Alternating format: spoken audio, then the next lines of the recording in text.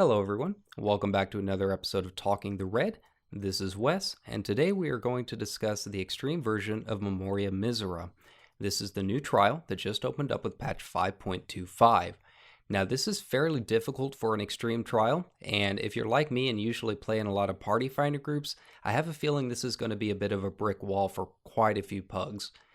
In a lot of ways, it reminds me of E2S. It does feel a lot like a Savage fight with a lot of delayed casts and whatnot, so it's a lot to keep track of. As always, these videos are really focused on Red Mage style play and some of the choices that I make while I play, but because this is a very difficult fight, I do recommend that if you have a chance to read or watch one of MTQ guides or Ilya's guides, any of the great YouTubers out there, I highly recommend it. I am going to assume that you have some awareness of the mechanics as we go on through here, since again, I'm mostly talking about Red Mages, but hopefully kind of gives you an idea of what to expect. So without any further ado, let's go ahead and jump on in here. So he has 3 phases. First phase is really not too difficult. It's really the second phase that a lot of party fighting groups have had a lot of trouble with over the past day since the release. His mechanics in this one stay the same no matter what, not too much of a change. The most important thing here is just making sure to keep track of his casts and what move set goes with what cast, because they all do something very, very specific. Now, as a Red Mage, this is a pretty... I wouldn't say it's necessarily a difficult fight. The DPS check is honestly not too bad, but there's a lot of movement, a lot of starting and stopping, and again, a lot of delayed casts that kind of throw you for a loop as the fight goes on. So you might find yourself, trying to greed quite a bit, only to find out that that was not a good idea. I'm sure some of the riskier Red Mage players can really do a good job with it, but trying to get a few extra casts in here and there did not go well for me in this first phase. First mechanic really isn't too bad, but it kind of introduces you to all the movement that's going to be involved. So as you can see, we bait all of the arrows south and then immediately move north. He'll do 4 swipes in one direction, turn around, do 1 swipe in the other. Not too difficult, especially with our swift cast there while we move and get back into position. All right. So this is really where it does start getting kind of tricky. You'll notice that I'm getting pretty close to another melee combo, but as much as I tried to, I could not fit it in for this section. We are going to need to move and stack. There's just not enough time to get it off before this stack goes off, at least in my experience. Again, maybe some of the really top tier Red Mages can fit it in. But we go ahead and stack there. I had the northeast corner for this, so I went ahead and stacked with 2.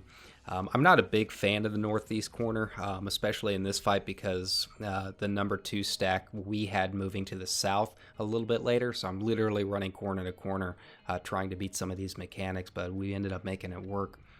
All right, so we're going to be getting into his electrified shield here. That is going to be his knockback.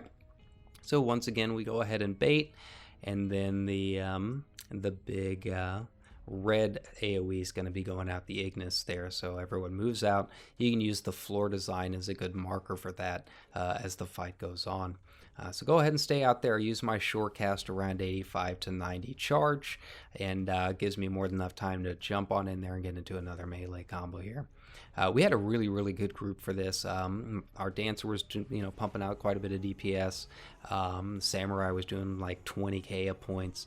I was doing about 14k. I ended up being, I think, second out of this group, which I was pretty happy with.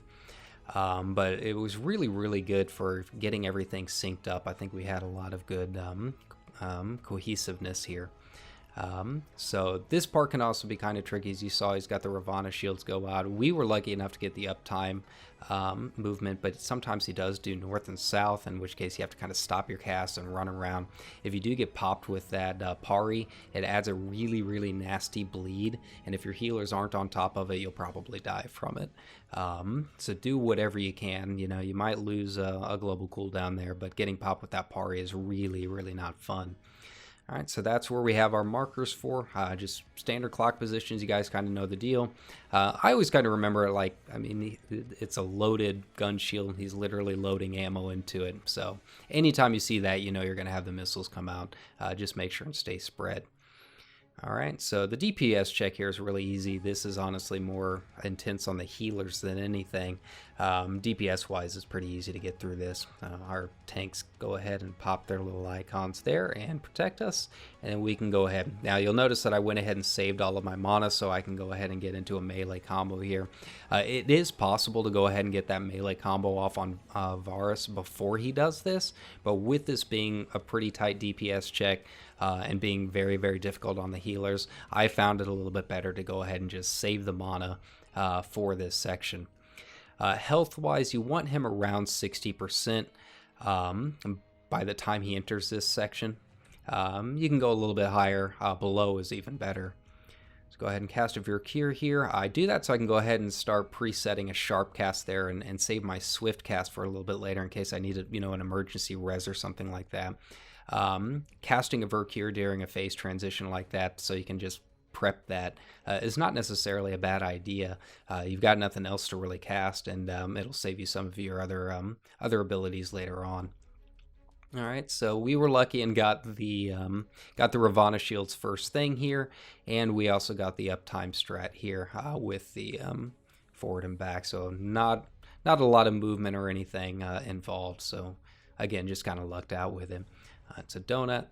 I went ahead and popped my modification there, go ahead and get into another combo. I try squeezing them in between the mechanics because once you start moving around, you're going to find yourself like really, really far away from him. So might as well just go ahead and do it if it's up. I believe we ended up getting the AoE, the loaded gun shield up next. So yeah, not enough time to try and get off another one of the melee combos here. So go ahead and bait the Ignis and then get out as fast as possible. Now, a lot of players end up messing up this part, and this is really why it's so hard for party finder groups. They see the line up there of shadow clones and they panic. You really have to make sure to slow down and let your AoE bombs go off before you start moving into position. You've got enough time. That always takes priority. Now, I did end up getting into my melee combo a little bit early there. Thankfully, it didn't drop off, but I did end up losing a couple casts from it. So might not be a bad idea to wait until after he's jumped to your stacks if you've got enough mana to do the melee combo.